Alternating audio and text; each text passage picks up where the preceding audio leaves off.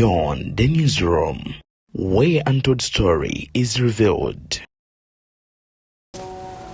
Beyond the newsroom gwe mukutu kwoli gwe mulungi agenda maaso n'okubeera nga ate yotugoberera ekyokola kya muwendo mungi nnyo nnyini ddala yenzedde naye abatuusaako ensonga ez'enjawulo ku mukutu guno ate we tusinziira olunaku olwaleero. Omulambo gwa mutabani wa Naggaga Bifekeera Sudiru Lupaleria yagenda maaso n'okuba nga afiira mu kabenje gugenze maaso n'okuba nga gutuusibwamu.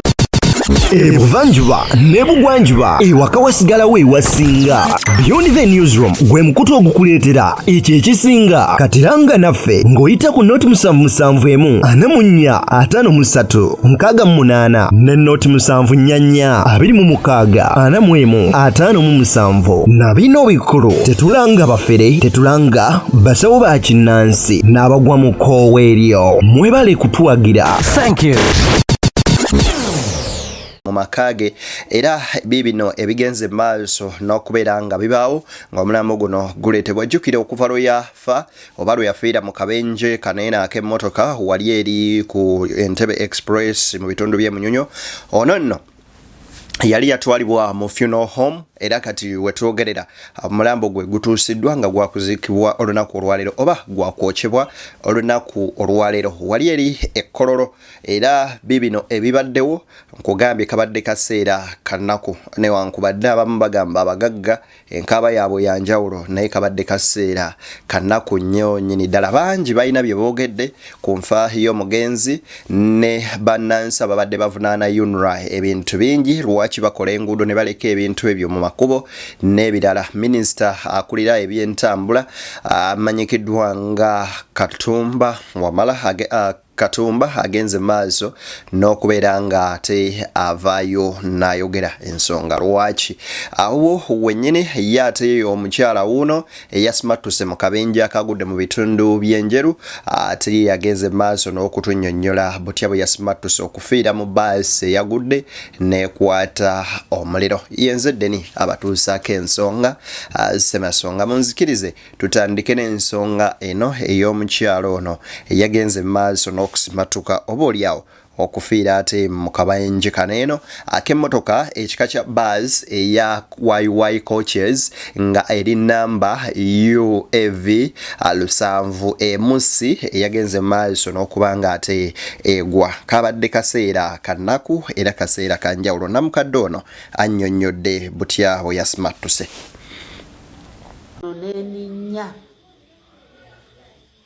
Nansika ate gwokubiri nanteeka bweru naye okutuula bweru okulaba omuliro ng'abantu bali mu muliro muli balajjana.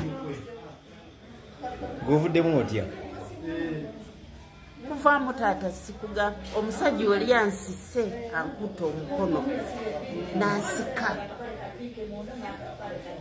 ng'ayimiridde waggulu ku baasi kwenyini bwati ate omusajja simumanyi naye ankwatidde ate lwakisa kya Mukama Katonda. Ate omuliro ng'omuliro guli ate tetumanyi muliro guvudde. Tulabye embaasi ng'ekutta omuliro nga gugira ki ng'eyaka oba engeri gye yeevudde ku gundi ku koolaasi tetumanyi. wadde ogenda Mbaale? Badde ngenda Mbaale. Ova Kampala? Nva Kampala. Akonyawudde okuta boda bagitomedde kazi kati akayonja okubanga atomedde wa boda abadde asitudde enku wamukubye bwati basi ng'ebasi netandika okuyuga kati engeri gyebaddemu supiidi tulabye ng'egenda ng'egwa oluguude anti wano weeguude ebaddeyo ate eri ekinnya nga nekyuka ate negenda eri katubasabire Mukama abawonye. Abantu balajja n'eri mu muliro naye abantu ndowooza abasinga obungi basirikiddemu.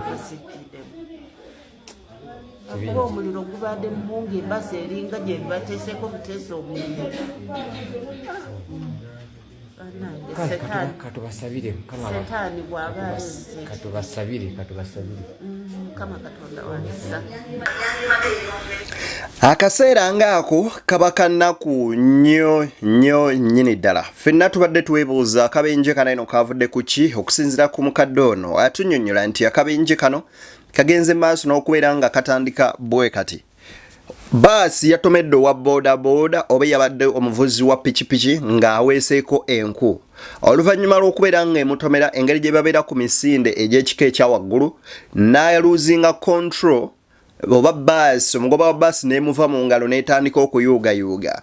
Gye bwagwenze okuggwera nga yerinnemudde ennume y'ekigo ku ttaka ne yeekulula ku kolas n'ekwata omuliro. Ye agamba nti waliwo omuzira kisa eyawalampye ku baasi waggulu n'amusika omukono n'amugjayo.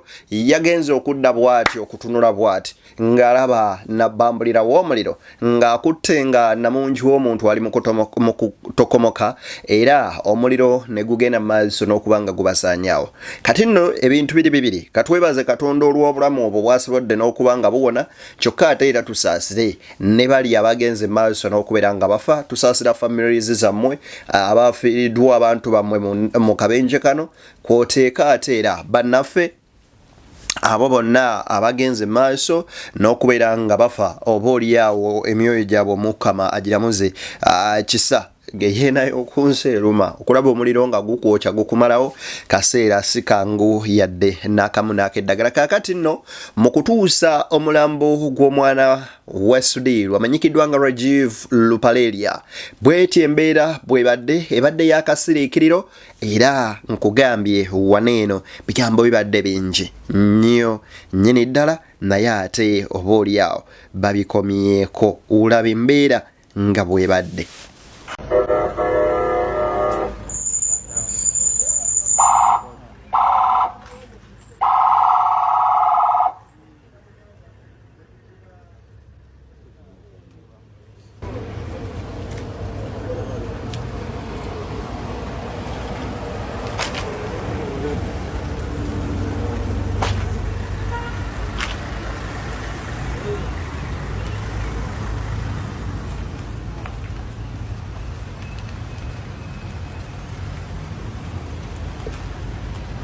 Nga bw'olaba oluseregende lw'emmotoka ezigenda maaso n'okugoberera emmotoka eya Funo erimu sanduuko omuli omubiri gw'omuvubuka ono amanyikiddwa nga Rajiv Lupaleria Nagaga era nga abadde CEO oba abadde omukwanaganya wa companies ezisinga eza kitaawe okuli nezize zotasobola kwawula eno nti yeri ya taatawe okuli amasomero nga Victoria University n'amasomero amalala gonna ga Kampala Parents n'amasomero amalala ag'enjawulo kwoteeka company ez'enjawulo era nga kwe kuli ne construction companies. Kaakati nno bino byonna bwe bibadde bwe biti tugenze maaso n'okubeera nga tulondoba okuddayo tulabe embeera nga bwe yali okusinziira engeri gye yalimu n'omuliro gye gwakwatamu. Musajja mukulu ono naye waliwo bambi abagezaako okubeera nga bamuyamba okumujja mu mbeera eno n'olw'okuba omuliro gwali gukutte nga mungi nnyo n'emmotoka nga egenze n'okwegoya ennyo nnyini ddala tekyasoboka. Njagala olaba akatambi kano kakangamuko katini naye njagala okalabe olabe mu butuufu embeera nga bwe yali ate naawe wakyali omulamu obe n'ensonga lwaki osaanye okwebaza omutonzi kaakano.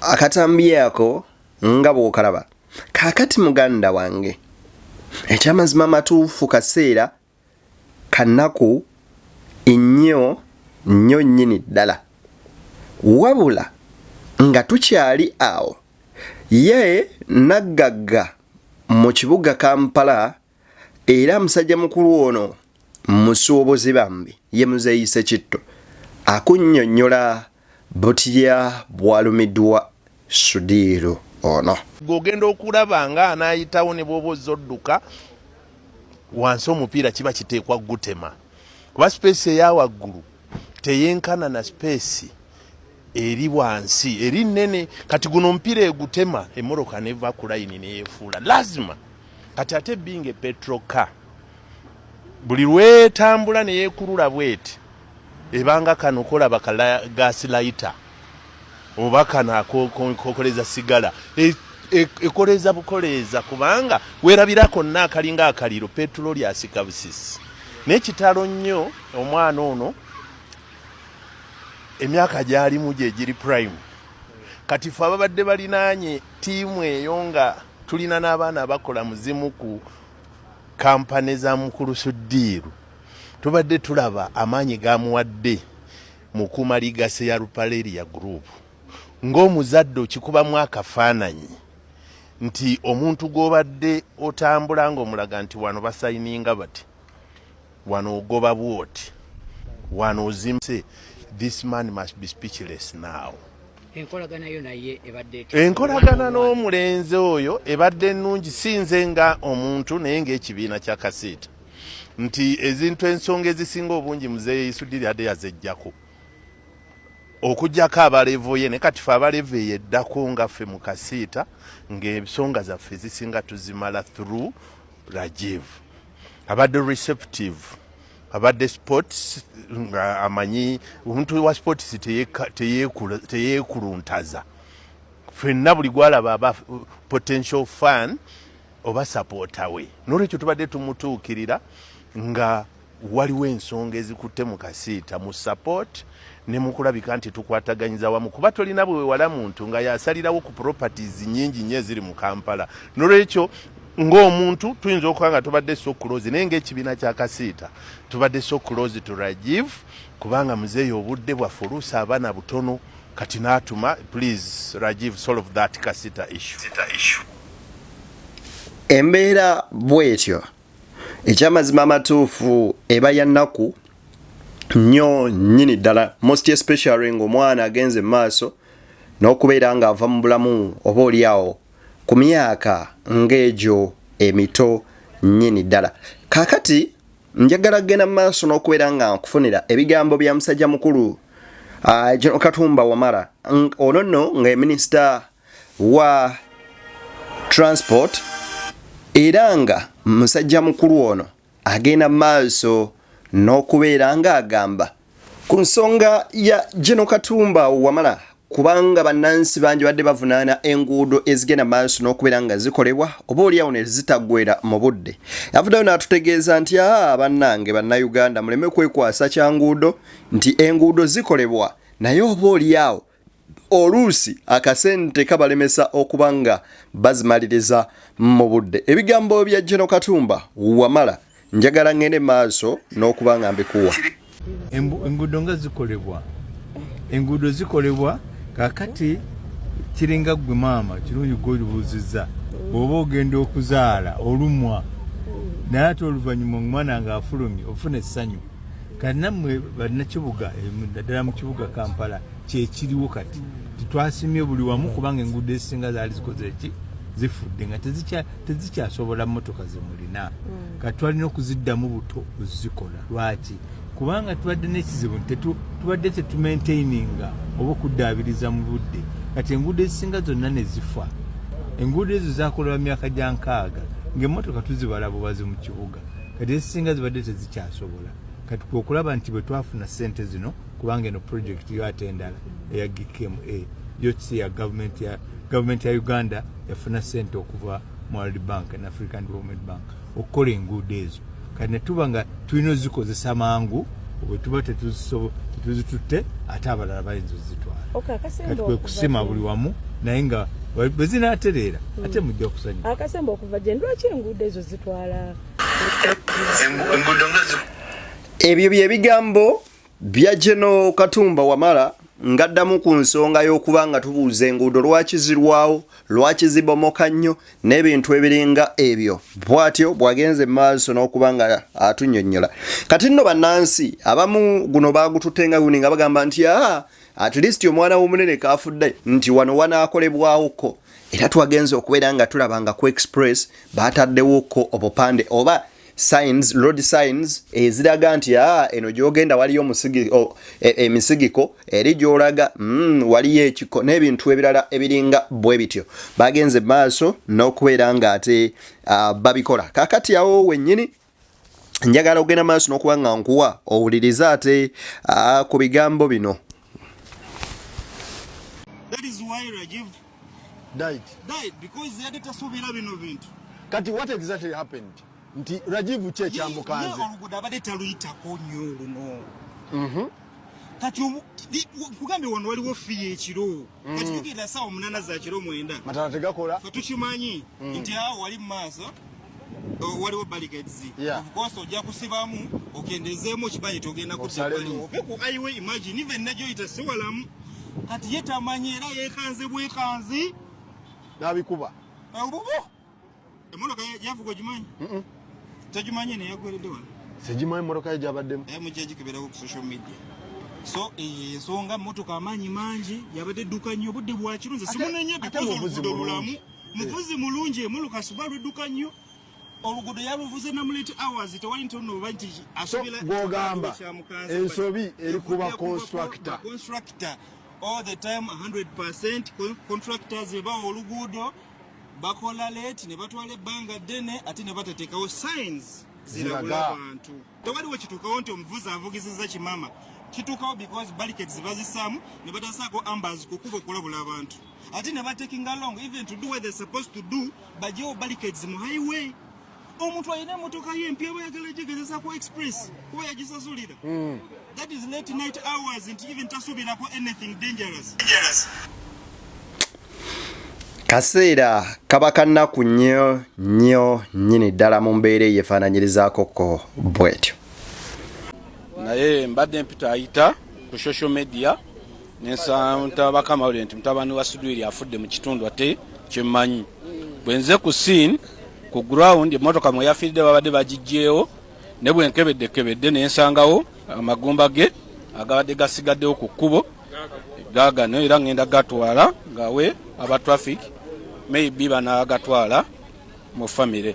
Era na fortunate de agagona gana magumba rebe ernigumba lyomushokoro lyomuntu asire ya how it is very unfortunate Sidiru and the family and Uganda yona twenda kugira obusasi bwingi munonga inera januna mukama omugenza muhereze ekihumuro kirungi amagufa g'omugenzi nigorekwa akandeba nanyi baganda bange akaseera nga kano kabakana ku nnyo nnyini ddala munzikirize mbateere wano ate mu maaso kawo we tujja tugenda kudda n'omukolo gw'okuziika olabe ku bulombolo abayindi we bakola ng'omulambo obanga omubiri gw'omuntu bagenda maaso n'okuguziika mu nziike yaabwe ey'obuwangwa ebeera etya bakola batya okuli okubeera nga bagwokya nga bateeka ku nku enkalu ezitaliimu kabisi wadde ku ttindiro ery'ekyuma ate nga bakozesa omuzigo omuganda gwe bagenda maaso n'okubeera nga bassaako ne bagukumakoko omuliro munange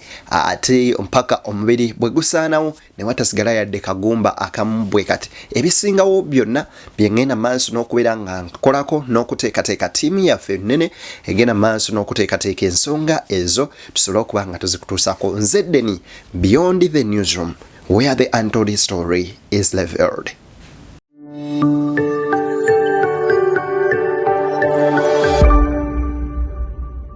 Beyond the Newsroom where untold story is revealed.